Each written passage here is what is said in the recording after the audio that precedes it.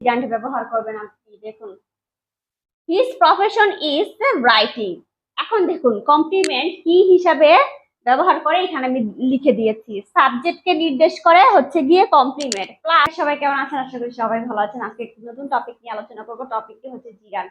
তো আমি আমার আগের ভিডিওতে জিরান্ডের দুইটা টপিক নিয়ে আলোচনা করেছি, যে জিরান্ড মূলত কিভাবে কাজ করে, ঠিক আছে?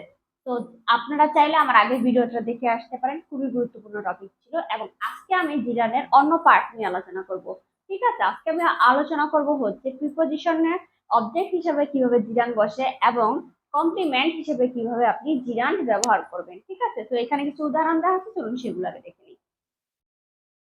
দেখুন, এর আগেও আমি বলেছি জিরান্ডটা মূলত কি। জিরান্ডটা মূলত হচ্ছে ভার্ব প্লাস আইএনজি যুক্ত সেন্টেন্স, যেটা কি নাউনের মতো কাজ করে। ঠিক আছে, তো দেখুন আপনি কিভাবে বুঝবেন যে এই বাক্যটা হচ্ছে জিরান্ড বা আপনি কিভাবে ব্যবহার করবেন। আপনি যদি ভার্বকে কি দ্বারা কোশ্চেন করেন তাহলে আপনি জিরান্ড পেয়ে যাবেন। আবার হচ্ছে আপনি কি পাবেন, ধরুন এখানে আমি লিখে দিয়েছি যে জিরান্ড দ্বারা মূলত কোনো কাজ হয়েছে সেটা বোঝাবে না, কি বুঝাবে?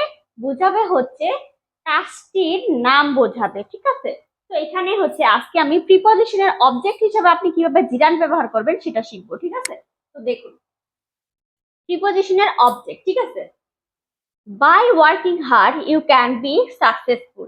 এখন দেখুন এই যে বাই লিখেছি না আমি, বাইটা কি প্রিপজিশন না? প্রিপজিশনের পর আমি কি ব্যবহার করেছি? জিরান্ড ব্যবহার করছি, ভার্ব প্লাস আইএনজি ব্যবহার করেছি। আপনি প্রিপজিশনের অবজেক্ট হিসেবে আপনি কি ব্যবহার করতে পারবেন? জিরান্ড ব্যবহার করতে পারবেন। By working hard you can be successful. Next আমি যদি দেখি যে I am interested in swimming. দেখুন এই যে ইনটা কি প্রিপজিশন না? প্রিপজিশনের পর আমি কি ব্যবহার করেছি? ভার্ব প্লাস আইএনজি যুক্ত সেন্টেন্স ব্যবহার করেছি। তার মানে কি এখানে আমি কি ব্যবহার করেছি? সুইমিং। সুইমিং হচ্ছে কি একটি জিরান্ড।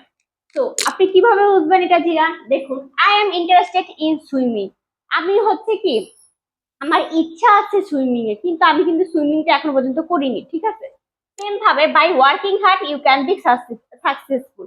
তো তুমি যদি হচ্ছে কি প্রচুর পরিশ্রম করো তাহলে তুমি সাকসেসফুল হবে, কিন্তু এখানে পরিশ্রমের কথা বলা হয়েছে। এখানে কি পরিশ্রমের কথা বলা হয়েছে, কিন্তু যে পরিশ্রম করেছে সেই কথাটা কিন্তু বলেনি সে। তো আশা করি আপনি বুঝতে পেরেছেন যে জিরান দ্বারা বুঝাবে কি কাজটি হয়েছে, বুঝাবে না, বুঝাবে কাজটির নাম। বুঝতে পেরেছেন?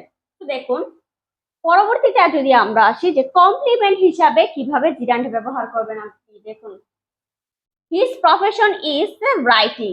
এখন দেখুন কমপ্লিমেন্ট কি হিসাবে ব্যবহার করে এখানে আমি লিখে দিয়েছি, সাবজেক্টকে নির্দেশ করে হচ্ছে গিয়ে কমপ্লিমেন্ট প্লাস কি কমপ্লিমেন্টের কখনো প্যাসিভ ভয়েস হয় না। তারপর কি লিঙ্কিং ভার্বের পরে হচ্ছে কি বসে?